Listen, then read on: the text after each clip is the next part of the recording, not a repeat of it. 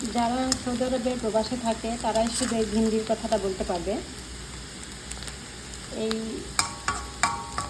ঢেঁড়স বা ভিন্ডিটা একটু একটু জিরো সাইজ হলে বাজারজাত করা হয়, কারণ সৌদিরা এই জিরো সাইজের ভিন্ডিটা খুব পছন্দ করে, মাংস দিয়ে রান্না করে খায়।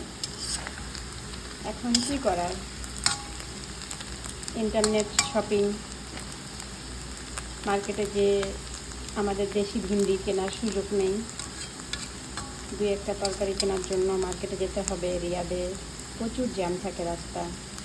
আমরা যা কিছু লাগে প্রয়োজনীয় জিনিস অনলাইনেই অর্ডার করে থাকি, দোকানগুলো সব অনলাইন,